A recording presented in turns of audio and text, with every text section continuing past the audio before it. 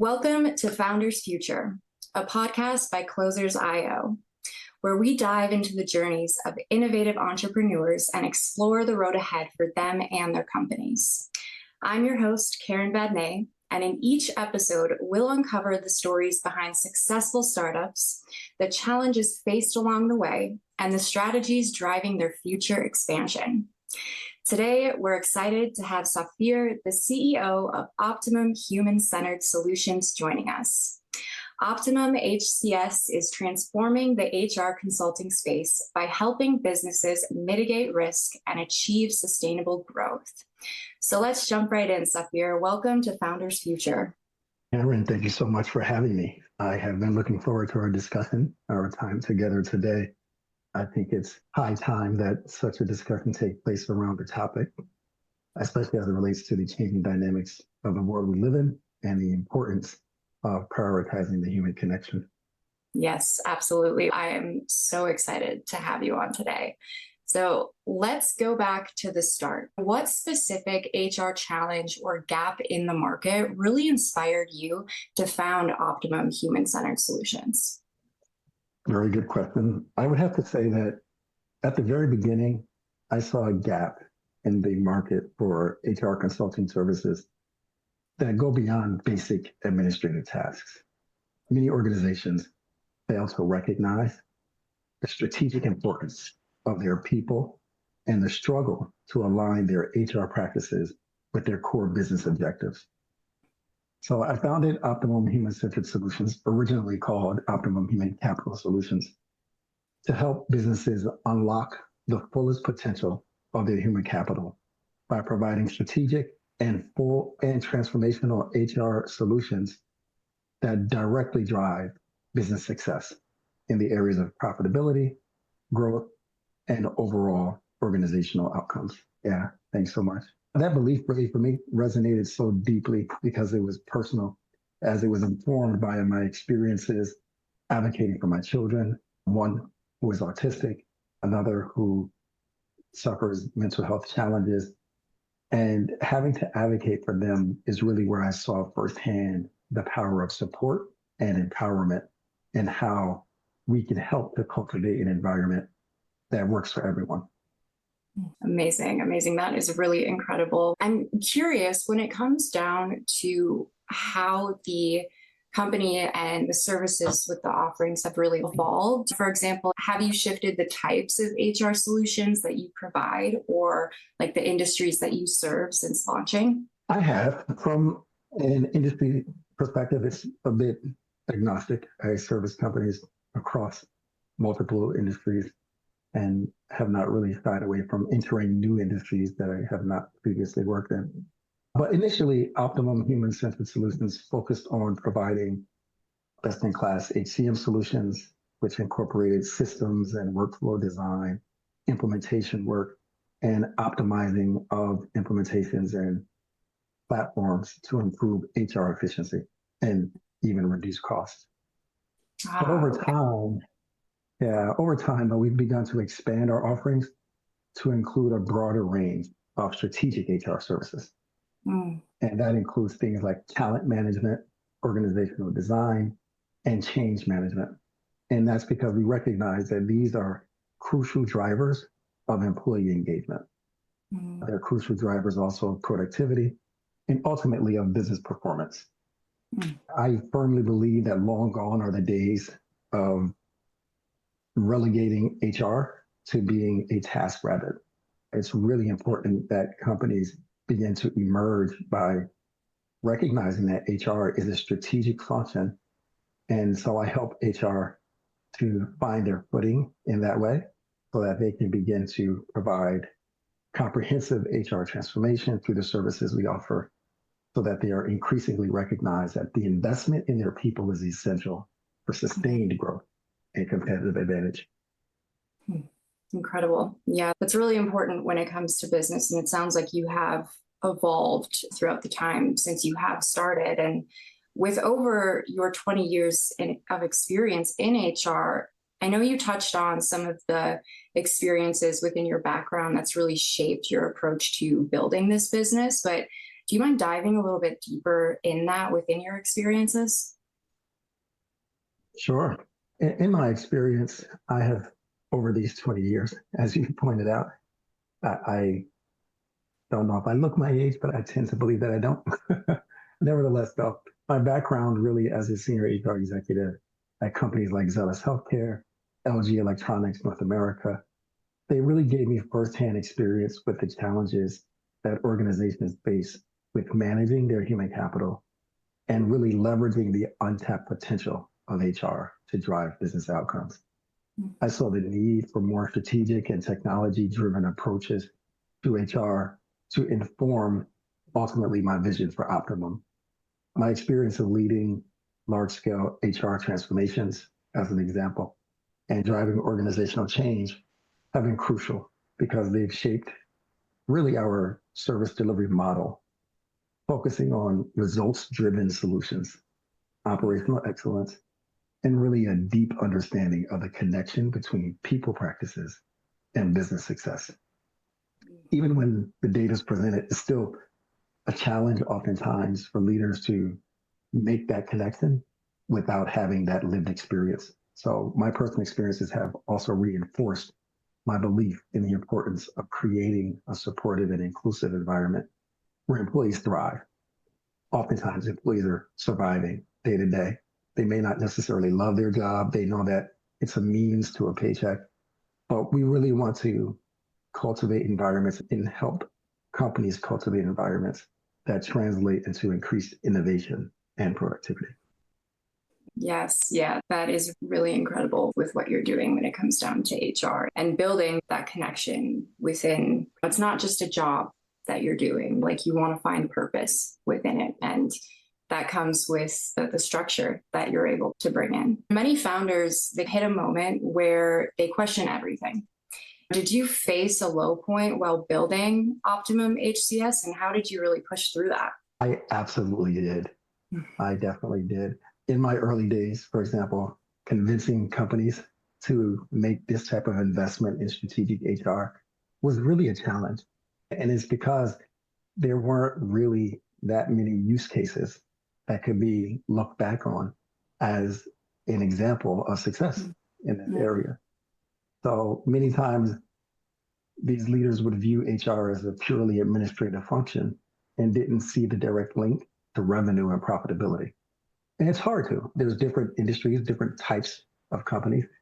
You have sales, you have software as a service, and these environments differ greatly. But the truth of the matter is, in both of these environments, though greatly different, the return on investment in our services can be clearly seen by providing data-driven insights, such as reducing administrative costs, as well as increasing employee retention. I think oftentimes leaders don't truly understand, or maybe they don't recognize the immense loss that they can face with a high turnover rate. Whenever employees leave a company and you have to replace that employee, you could pay upwards of a third of that person's annual salary just to find a replacement. And so those costs really translate to an immense amount of loss. So by being able to translate those tangible results and share that in a meaningful way with these leaders, I was able to push through those moments where I had to sit back and say, is this really going to work? Are people going to really buy in to this idea? And I think really my family's resilience and overcoming the obstacles that we faced also served as an inspiration for me to persevere, because it reminded me that the power of human potential is such that it cannot be eradicated in the face of a challenge. Amazing. It sounds like throughout the time that you've been doing this, you've been able to build more value with what you provide within business. What's a common misconception about the HR consulting industry that you'd like to set straight? Even in HR consulting, some of the challenges that I referred to a short while ago about viewing HR as a cost center, they still resonate. They're very prevalent. And in reality, modern HR is a strategic function that can be a significant driver of business growth. So at Optimum, we partner with organizations to help transform these practices and achieve business goals, first by focusing on employee engagement, talent development, and then shifting our attention to creating positive and productive work environments. And so, again, that misconception, because it's present even with competitors, if I really call them that, we are a small organization and we're trying to etch our way in this industry. But I believe we have a niche area because of the fact that we're focused primarily on recognizing that it's not just the soft skills that make HRs effective, but it's essential business imperatives that these investments be made. Yeah. What you're saying about these misconceptions is so valuable, and I'm sure a lot of our listeners appreciate that. But really speaking on valuable insights, I want to get into the inner workings of what you're doing. So how are you currently acquiring these clients? And are you really like leveraging specific channels like LinkedIn, referrals, partnerships, and what's been most effective for you? Yeah, so far in our journey, I would have to say that our primary acquisition channel has been referrals, although we do leverage networking in some online marketing. But referrals and networking, I would say, have been particularly effective because they allow us to leverage our existing relationships to build trust with new clients by showcasing the positive impact that we've had on these previous clients' business outcomes. And it's really lasting success. It's something that we leverage to empower them to be sustainable. And while that can sometimes work against us in our business model because they may not have as much of a need moving forward, we're empowering them to autonomously thrive. We still invest in our targeted online marketing to reach a wider audience and showcase our expertise. And even by delivering successes in the past for our prior clients, they will return for some more strategic approaches or initiatives that they might have. And they're just looking for some insights to ensure they're on the right path. And so we're still leveraging that as well to ensure that we can remain a longstanding partner for sustained success. Okay, absolutely. And on that note, what does your sales process look like? Can you explain for our listeners, what does that initial outreach to signing a client up with you look like?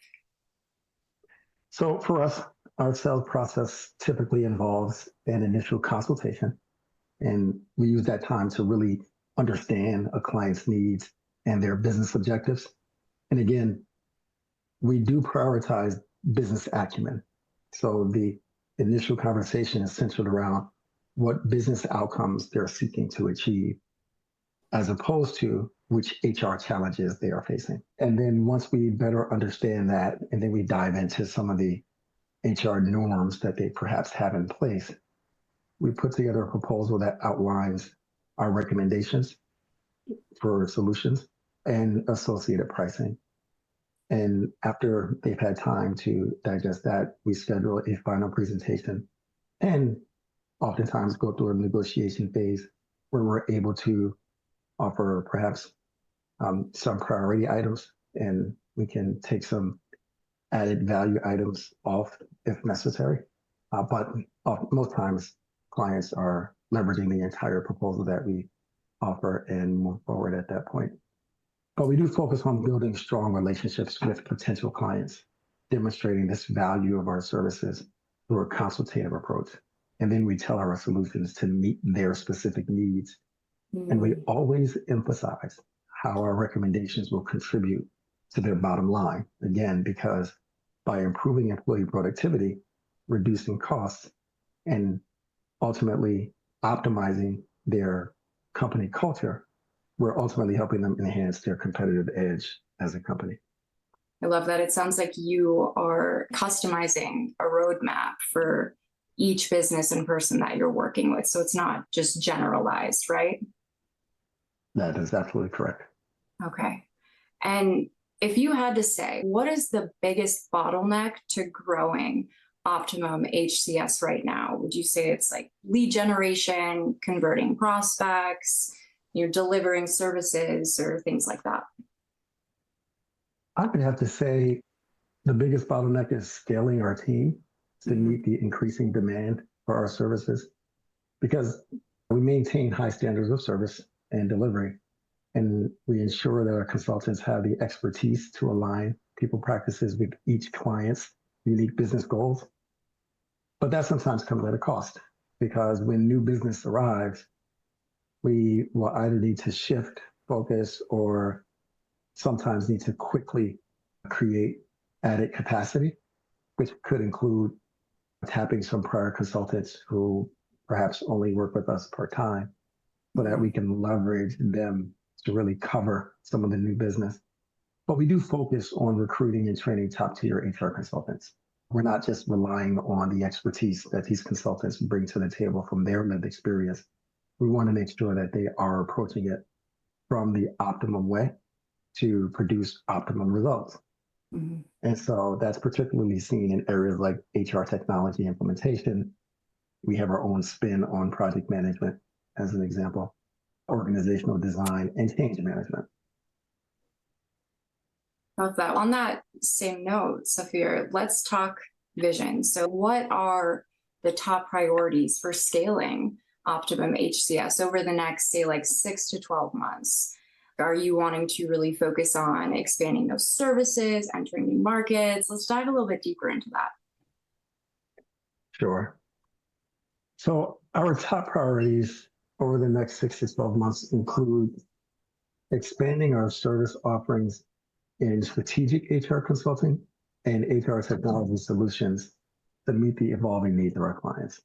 I would also say strengthening our strategic partnerships with HR technology providers so that we can also be listed as a consultant of choice or a premier partner that they would recommend to new business.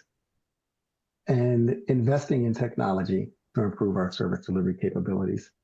We do have a homegrown system that we're using, particularly for project management, but I want to broaden that so that we can incorporate all of the other practices that we are delivering on so that it's easier to share knowledge across the business without having to rely on data sets that can become outdated over time. And when you talk about bringing in new technologies, are you speaking about the booming technology of AI, or I'm going to touch on that for me?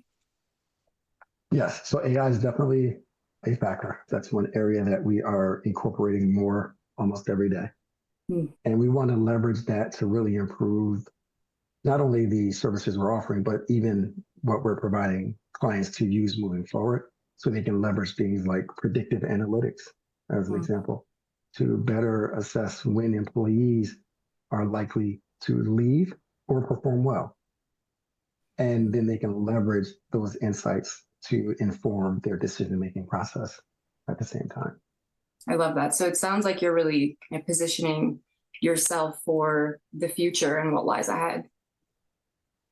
Yes, indeed. And that's something that we often try and do. We do revisit our service offerings and the frameworks we're leveraging, at least on a quarterly basis, so that we're always providing the leading and cutting edge approaches when we are engaging new clients.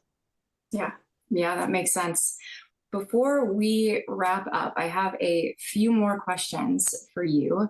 So for our listeners, what is one tool or resource that's been absolutely game-changing for running Optimum HCS, whether it's the tech side of things or something else? Yes, so I would have to say it's our CRM platform. It is homegrown, and it's really been a game changer for managing client relationships and tracking our sales pipeline. It enables us to provide more personalized service because we're able to incorporate with every client's profile all of their interests, all of their challenges, and all of the potential solutions without having to try and recreate the work that we've already done. So that helps us to maintain stronger and more sustainable partnerships in the long run as a result. I love that. And what's the best advice that you've received about scaling your business? Yes. I would say slow and steady. Slow and steady wins the race. The best advice I've received is to focus on building a strong foundation regardless of how long that might take, and a strong culture from the beginning. And then that will enable you to attract and retain top talent, build strong client relationships that are based on trust and empathy, and really to scale sustainably while staying true to your core values and mission. Incredible. Absolutely incredible. That wraps up another inspiring episode of Founders Future. I want to thank Safir for sharing his incredible journey and insights with us today. To our listeners, if you enjoyed this episode, don't forget to subscribe to Founders Future via wherever you listen to your favorite podcast. You can also find more resources and insights at Closers.io, where we're dedicated to helping businesses accelerate their sales and marketing efforts through world-class systems and playbooks. Until then, keep climbing, and we'll see you on the next one.